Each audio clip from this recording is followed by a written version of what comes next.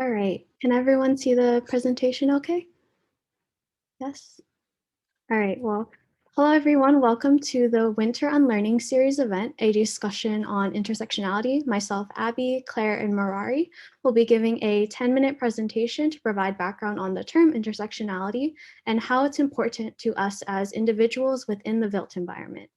This will be followed by a 30-minute discussion in breakout rooms, and then we'll come back to the main room to wrap up and provide any closing thoughts. So please make sure to stick around towards the end.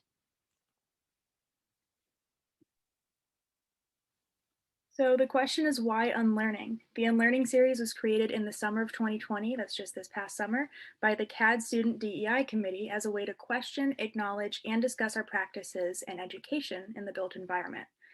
Through the initial presentation, we're seeking to educate one another and present our findings about various instances of social justice and systems of oppression or social injustice.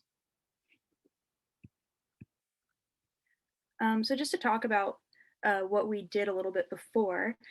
First off, if you'd like to see what we've done in the past, there are different brief summaries and all the resources from the past summer Unlearning series, as well as the resources for this Unlearning series at the link that's going to be dropped in the chat. And if you'd like to revisit any of those resources, we really encourage you to do that. Over the summer, we talked about anti-racist design, planning, and building, placemaking, gentrification, queer spaces, and Black landscapes. As a reminder, please stay at the end to take a really short survey about this event. It helps us a lot with future events and planning.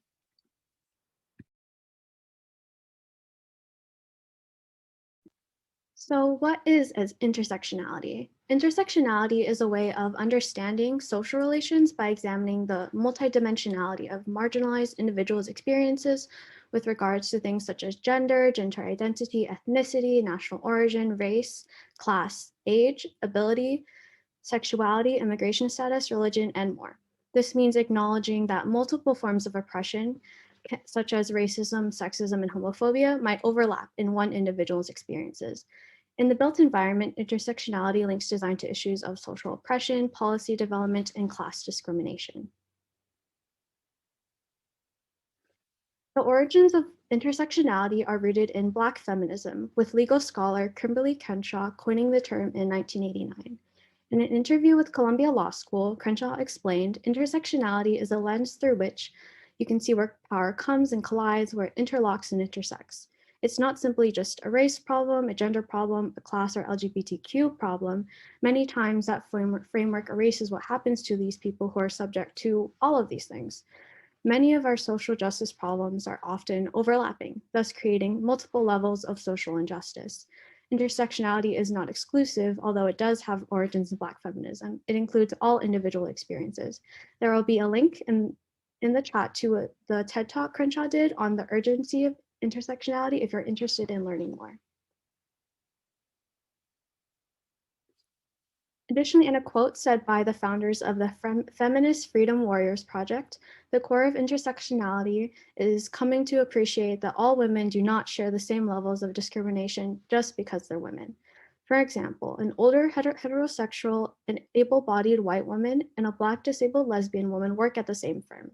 Although a white woman may experience ageism and sexism in the workplace, however, she is protected from racism, ableism, and homophobia in the way the Black disabled lesbian woman is not. The movement to expand feminism beyond the media's focus on mainstream white feminism has been going on for over 6 decades. Although Crenshaw did not create the term until 1989, the ideas behind intersectionality were still shown in Black feminist activism for years before that. In essence, intersectionality has always had its roots in Black feminism. While intersectionality has its roots in Black feminism, we see that these issues extend into fields that are dominated by a particular demographic. So we see it in engineering and in construction. Maybe you've heard of, or maybe you're even a member of, one of the following different groups: Women in Construction, Society of Hispanic Professional Engineers, National Association of Black Women in Construction, or another association, such as one of the two that are on the screen right now, that supports marginalized individuals. It's an especially powerful thing when two groups of this type collaborate to emphasize the effects of intersectionality in the workplace. Take, for example, this study conducted by the Society of Women Engineers and the National Society of Black Engineers.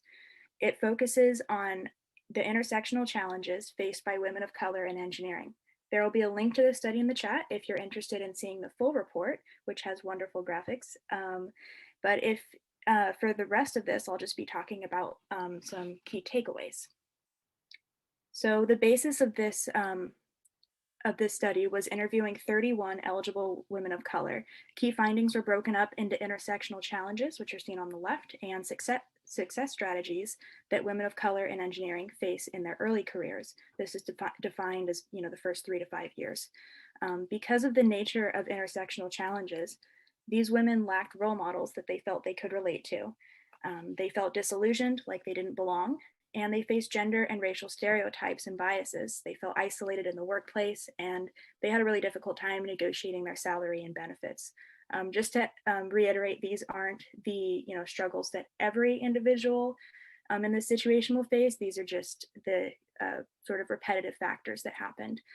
In response to this, women of color who are continually working to overcome intersectional challenges provided advice for incoming professionals or other women who are facing these issues. These success strategies, as they call them, included increasing your self-confidence, which is a lot easier said than done, finding their voice, and developing a support system, which is probably the most valuable strategy because it links people to other success strategies in the future. This research is important to recognize so that we can be successful ourselves, we can support colleagues, and we can be welcomed to share our experiences with others.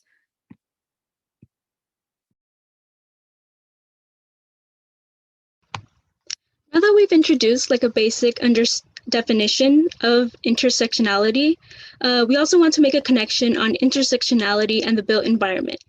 So Christina and Leonard Bachman wrote the paper Intersectionality, Oppression, and Opportunity in Architecture, claiming the social complex, where they frame the relation of architecture and institutionalized oppression within the concept of intersectionality. A link to this paper will also be dropped in the chat. They argue that architecture's contract with society is like a bargain of care toward health, safety, and welfare. The architect's burdens toward political, technical, and economic aspects of their charge have been relatively ignored. So consequently, there is increasing evidence of architecture's complicity and institutionalized oppression. However, there are also corresponding opportunities to promoting broad social equity.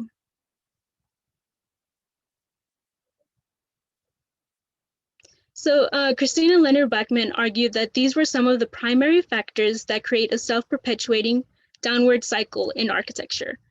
So the first one was neighborhood stratification. This allows for the chance of discrimination in different forms, such as redlining or real estate steering. The second one refers to gentrification, which gentrification is like a complex process, but it essentially comes down to like low income urban areas being changed by like wealthier people and new businesses moving in, all the while displacing current low income residents from their homes. And the third one refers to like secondary factors that further contribute to the intersectional experience in the built environment. So according to Christina Leonard Bachman, then, creators of the built environment should utilize the framework of intersectionality to connect design to issues of social oppression, policy development, and class discrimination. Understanding the dynamic should help avoid some of the benign neglect there. To paraphrase Russell Ackoff, an American organizational theorist, a problem never exists in isolation, so it is surrounded by other problems in space and time. The more the context of a problem that someone can comprehend, like the ones listed on the slide, the greater are their chances of finding a truly adequate solution.